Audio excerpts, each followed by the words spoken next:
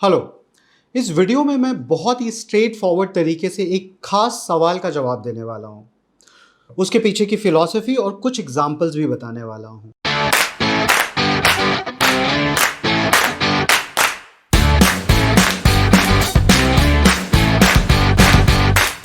Question ये है कि स्टॉक मार्केट में इन्वेस्टमेंट करने का सही समय क्या है, और इसी क्वेश्चन का दूसरा भाग भी है कि कब वो सही समय है जब स्टॉक मार्केट से अपने शेयर्स बेचकर निकल जाएं।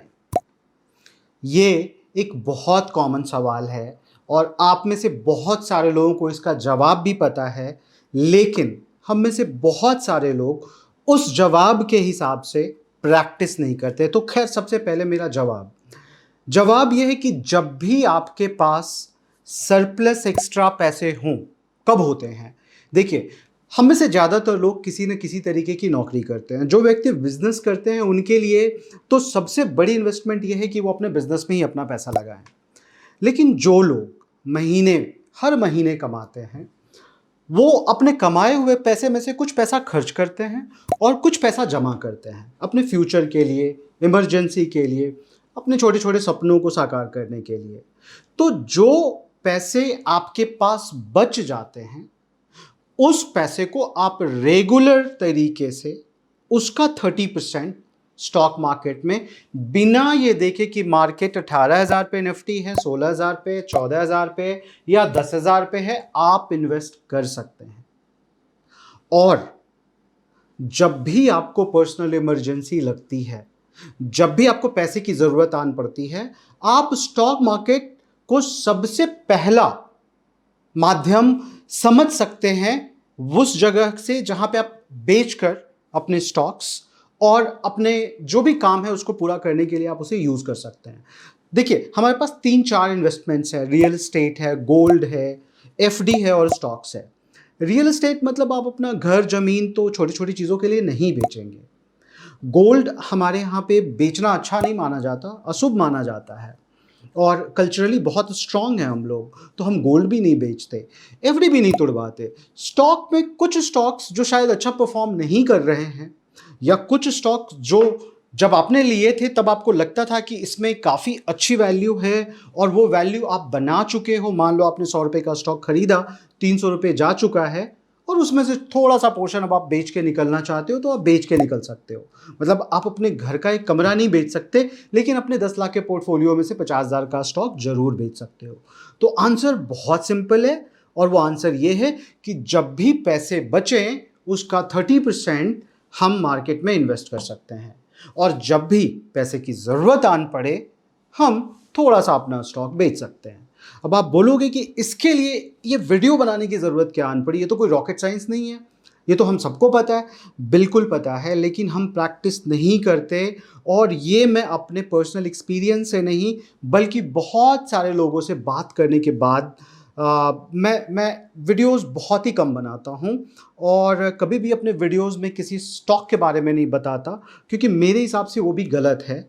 आपको खुद का रिसर्च करना चाहिए, सीखना चाहिए। बहुत बेसिक बेसिक तरीके से आप रिसर्च कर सकते हो, और ये मैं किसी अगले वीडियो में बताऊंगा कि कैसे बहुत ही बेसिक तरीके से एक बेसिक फिलॉसफी में यकीन रख करके आप बहुत अच्छे इन्वेस्टमेंट और पोर्टफोलियो भी बना सकते हो। इनफैक्ट मेरे complete course of Indian stock market के पहले मॉड्यूल में ये सारी चीज़ें मैंने समझाई हैं, और उसमें एक क्लास ये वाला भी है कि क्या है सही समय स्टॉक मार्केट में इन्वेस्ट करने का और कैसे किया जाए। खैर, ये वीडियो मैं इसलिए बना रहा हूं क्योंकि इसके पीछे की फिलॉसफी भी मैं आपको बताना चाहता हूं। तो फिलॉसफी कुछ ऐसा है कि क्या हमारे हाथ में है और क्या हमारे हाथ में नहीं है। अब मैं आपसे एक सवाल पूछता हूं।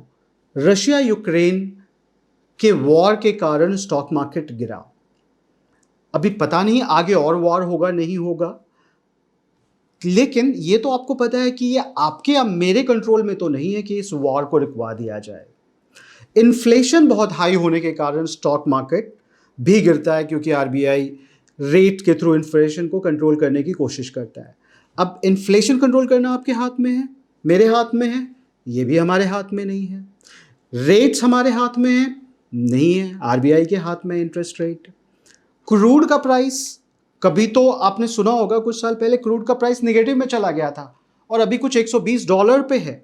पर बैरल, 150 जाने की भी उम्मीद है। क्या ये हमारे हाथ में है? ये भी हमारे हाथ में नहीं है। ग्लोबल एजेंसीज हैं, गवर्नमेंट्स हैं और ग्लोबल मार्केट है, बहुत बड़े बड़े लोगों का प्रॉब्ली हाथ है इसमें कि वो मैक्रो फैक्टर को कंट्रोल करते हैं। तो जो चीज़ हमारे कंट्रोल में नहीं है उसके बिहाफ पे तो हम कभी भी मार्केट में इन्वेस्ट नहीं कर सकते। मतलब क्या समझाने की कोशिश कर रहा हूं कि हम में से बहुत सारे लोग मार्केट को टाइम करने की कोशिश करते हैं और वो टाइम करने की कोशिश सिर्फ इसलिए करते हैं क्योंकि हर इन्वेस्टर के दो दुश्मन होते हैं, एक उसका ग्रीड और दूसरा उसका डर, फियर।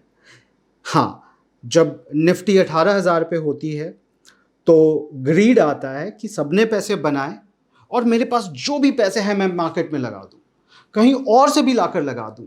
तो ऐसा नहीं करना होता है। अगर आज तक आपने स्टॉक मार्केट में इन्वेस्ट नहीं किया तो एक ही साथ सारा का सारा अब इन्वेस्ट कर देने की ज़रूरत नहीं है। स्टॉक मार्केट भी बस एक इन्वेस्टमेंट है, पहले तो आपको कमाना ही पड़ेगा, बचाना ही पड़ेगा। स्टॉक मार्केट में इन्वेस्ट करने के लिए पैसे आपको पहले कमाने पड़ेंगे। अगर ये भी गलत फिलॉसफी है कि आप सीधे सीधे स्टॉक मार्केट में पैसे कमाने के लिए आए, आप यहाँ पे एक अच्छी इन्वेस्टमेंट पोर्टफोलियो बनाने के लिए आए, तो आपका ग्रीड आता है और उस ग्रीड में मार्केट कहीं पे भी हो आप एक साथ सारा पैसा डाल देते हैं। तो ऐसा नहीं। देखिए, दो ही तो तरीके हो सकते हैं इन्वेस्टमेंट के, या तो आप अपनी मंथली कमाई का एक हिस्सा करें, या आपके पास एक सरप्लस पैसा पड़ा हुआ है और आप सोचें कि मुझे इसको करना है। तो अगर आप मंथली कमाई का और अपनी मंथली बचत का एक पोर्शन, लेट्स से 30% आप मार्केट में इन्वेस्ट कर रहे हो, तो आप अगर हर महीने या हर क्वार्टर करते जाओगे तो आप हर लेवल पे कर पाओगे और आप कभी भी फंसोगे नहीं, कभी भी आपको डर भी नहीं लगेगा। लेकिन अगर आप एक साथ सारा पैसा इन्वेस्ट कर दोगे, मान लो आज तक आपने इन्वेस्ट नहीं किया और आपके पास 10 लाख रुपए, दूसरा तरीका क्या हो सकता है, ये कि मंथली नहीं बल्कि आज तक की मेरी सारी बचत 20 लाख रुपए और मैंने स्टॉक मार्केट में इन्वेस्ट नहीं किया और इस कारण अब करना चाहता हूं और एक साथ मैंने कर दिया, तो वो भी गलत है। आप उस 20 लाख की एफडी करा लें और अगले 20 महीने तक 1-1 लाख रुपए करके डाल दें। फिर से यही होगा कि आप मार्केट के लगभग हर लेवल पे अच्छे स्टॉक्स में अपना पैसा डालते चले जाएंगे। तो ग्रीड कंट्रोल में है आपके, आपका डर भी आपके कंट्रोल में है अगर आप डिसिप्लिन्ड हो जाएं। तो जो चीज हमारे कंट्रोल में नहीं है, मैक्रो फैक्टर्स, हम उसको ध्यान में रखकर मार्केट को टाइम नहीं करेंगे। और जो चीज हमारे कंट्रोल में है, जैसे कि हमारा डिसिप्लिन, जो हेल्प करेगा हमें हमारे ग्रीड और फियर के अगेंस्ट में, उस कंट्रोलेबल फैक्टर को ध्यान में रखकर डिसिप्लिन तरीके से हर महीने या हर क्वार्टर आप मार्केट में इन्वेस्ट कर सकते हो। तो फिलॉसफी बहुत सिंपल है कि जो मेरे हाथ में है वो मैं कर पाऊंगा, जो मेरे हाथ में नहीं है उसको कभी भी आधार बनाकर, मतलब मार्केट को कभी भी आधार बनाकर मैं इन्वेस्ट नहीं करूंगा। एक एग्जांपल आखिरी में देता हूं। अगर कोई चीज आपको 2,000 रुपए में बहुत अच्छी लग रही है, मान लीजिए वो XYG कंपनी का एक शेयर है जो आपको लगता है ये 2000 में बहुत अच्छा है और आपने इन्वेस्ट किया थोड़ा सा, आपने इन्वेस्ट किया 10 शेयर। अब कंपनी तो अच्छी ही है, प्राइस शायद महंगा हो सकता है या सस्ता भी हो सकता है। मान लीजिए आपने महंगा भी उठा लिया 2000 रुपये का और 2000 रुपया महंगा था और वो 3 महीने में टूटकर 1000 रुपये आ गया। कंपनी अभी भी वही है, प्रॉफिट पोस्ट कर रही है, उसका प्रोडक्ट आप यूज़ करते हो, आप बहुत कन्विंस्ड हो कि वो कंपनी अच्छे लोग चला रहे हैं। अब ये दुख मनाने का समय नहीं है, ये खुशी मनाने का समय है कि जो चीज़ 2000 रुपये में मिल रही थी अब 1000 रुपये में मिल रही है। पहले मैं 10,000 डाल के 5 शेयर खरीदता था, अब मैं 10 खरीद पाऊंगा। तो अगर आप डिसिप्लिन में रहोगे तो यही मार्केट का नीचे आना आपको अच्छा लगेगा, आप उससे डरोगे नहीं। तो ये वीडियो मैंने सिर्फ इसलिए बनाया क्योंकि अभी मार्केट में बहुत सारे लोग आए और एक बहुत अजीब चीज़ हुई इंडिया में पिछले 2 सालों में, इतने डीमैट अकाउंट खुले जितने शायद इसके पहले कभी नहीं खुले थे। ऐसा माना जा रहा है कि जितने टोटल अकाउंट खुले थे 2020 के पहले, उतने ही अकाउंट और खुल गए पिछले 2 सालों में। और बहुत सारे जो नए इन्वेस्टर आए, उन्होंने मार्केट में सिर्फ और सिर्फ ऐसे 7,000 8,000 से निफ्टी को 18,000 तक जाते देखा। बहुत सारे लोग लास्ट लेग में आए, बहुत सारा पैसा लगाए, और अभी मार्केट जब नीचे आ रही है, अलग अलग जगह से, अलग अलग सोर्सेज से बहुत सारे न्यूज़ आ रहे हैं, तो बहुत लोग घबराए हुए हैं। तो जैसा मैंने आपको पहले भी बोला कि मैं बहुत ज़्यादा वीडियोस नहीं बनाता हूँ। कोई भी चीज़ ऐसी जो लॉ ऑफ द लैंड के अगेंस्ट हो, जैसे कि वीडियो में भी किसी स्पेसिफिक स्टॉक की एडवाइजरी देना मेरे हिसाब से गलत है। लोगों को investment adviser, registered investment adviser से मिलके या तो एडवाइस लेनी चाहिए या खुद की रिसर्च करनी चाहिए। सेबी का एक है रूल कि आप इन्वेस्टमेंट अगर करनी है और किसी से एडवाइस लेनी है तो रजिस्टर्ड इन्वेस्टमेंट एडवाइज़र से जाकर लें, या आप खुद से सीखें। तो मैं तो पिछले 2-2.5 साल से एक टीचर के रोल में हूँ, और जितना कुछ जानता हूँ थोड़ा बहुत वो सिखाने की कोशिश कर रहा हूँ। और एक complete course of Indian stock market जो मैंने लॉन्च किया है, जिसे हिंदी और इंग्लिश दोनों मिला के करीब 1 लाख लोगों ने अभी तक सब्सक्राइब किया है, उसमें भी मैंने यही काम की है, सिखाने की कोशिश की है, लोगों को एक डिसिप्लिन्ड इन्वेस्टर बनाने की कोशिश की है। तो इसलिए मुझे लगा कि ऐसे समय पे जब बहुत सारे लोग डरे हुए हैं और अभी तक उन्होंने मार्केट का सिर्फ एक फेज़ देखा है, प्रॉब्ली उनके लिए ये नया एक्सपीरियंस हो और वो बहुत डरे हुए हों, तो उनको एक छोटा-सा मैं मंत्र देना चाहता था, और वो मंत्र यही था और यही है और यही रहेगा हमेशा, कि जो चीज़ आपके हाथ में है, आप वही कर सकते हो।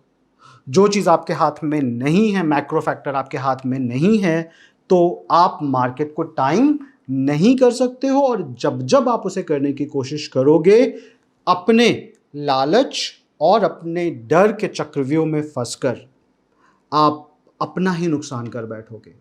इसलिए बहुत सिंसियरली मैं आपसे रिक्वेस्ट करना चाहूँगा कि अगर आपने 18,000 से 16,000 भी मार्केट को आते हुए देखा और अब आपको ये लग रहा है कि ये वो समय है जब सारा पैसा उठा के डाल दें एक साथ, तो वो भी गलत होगा। या डर के जो पैसा आपने मार्केट में अच्छी कंपनियों में लगाया हुआ है उससे निकल जाएं, ये भी गलत है। आप इसे एक इन्वेस्टमेंट के तौर पे लें। जैसे आपने घर खरीदा है, सोना खरीदा है, एफडी कराया है, सब लंबे समय के लिए, बुरे वक्त के लिए कराया है। स्टॉक मार्केट में भी कुछ ऐसा ही है। ये एक ऐसा एसेट क्लास है जिसमें आपको यकीन रखना पड़ेगा। अगर आपको यकीन नहीं है दूसरे के बिजनेसेस में, आप खुद के बिजनेसेस शुरू कीजिए। इंडिया को अभी बहुत सारे एंटरप्रेन्योर्स की ज़रूरत है। तो सबसे अच्छा तो ये होगा कि आप खुद में इन्वेस्ट करें। उससे भी अच्छा ये होगा कि अपने आइडिया में इन्वेस्ट करें। नहीं, मतलब ये तो बोलना गलत होगा कि उससे अच्छा होगा। पहले आप खुद में इन्वेस्ट करें, काबिल बने, अच्छे आइडियाज़ में इन्वेस्ट करें। उसके बाद अगर आपको लगता है कि आप ऑलरेडी किसी काम में व्यस्त हो, आप एक अच्छी जॉब कर रहे हो और कंट्री को, इकोनॉमी को कंट्रीब्यूट कर रहे हो, और आपको साथ ही साथ यकीन है कैपिटलिज्म पे, तो आप अपना सेविंग का 30% डिसिप्लिन तरीके से स्टॉक मार्केट में एक अच्छा पोर्टफोलियो बनाकर लगातार इन्वेस्ट करते रहें। और यही तरीका है जिससे ना आपको डर लगेगा, ना लालच आएगा, और जो आपके कंट्रोल में है आपका डिसिप्लिन, वो आपके काम आएगा। तो अगले वीडियो में हम किसी ऐसे ही कॉमन मुद्दे पे बात करेंगे कि कैसे कॉमन तरीके से पोर्टफोलियो अपना बनाया जाए। वो भी मॉड्यूल 1 का ही एक हिस्सा है, मगर मैं उसके बारे में भी बात करना चाहता हूँ क्योंकि बहुत सारे लोगों के पास रिसर्च करने का समय नहीं है। तो कुछ बहुत ही कॉमन तरीके हैं जिससे कि आप आइडेंटिफाई कर सकते हो कि कौन से वो स्टॉक्स हैं जो आप खरीदें। मैं नाम नहीं लूँगा उनके, बट मैं आपको कुछ तरीके बताऊँगा। मिलते हैं हम लोग अगले वीडियो में। होप आपको ये वीडियो अच्छा लगा होगा, या जैसा भी लगा कमेंट करके आप बताएं। और अगर आप चाहते हैं कि मैं और भी वीडियोस बनाऊं इसी तरीके की, जो फिलॉसफी बेस्ड हो, हमारे खुद के एक्शन के बेस्ड हों, तो आप कमेंट में ज़रूर वो क्वेश्चन लिखें। मैं मोस्ट ऑफ द कमेंट्स पढ़ता हूं और वहीं से आइडियाज़ भी आएंगे। थोड़ा ज़्यादा एक्टिव होना चाहता हूं मैं यूट्यूब पे। और thank you for watching the video.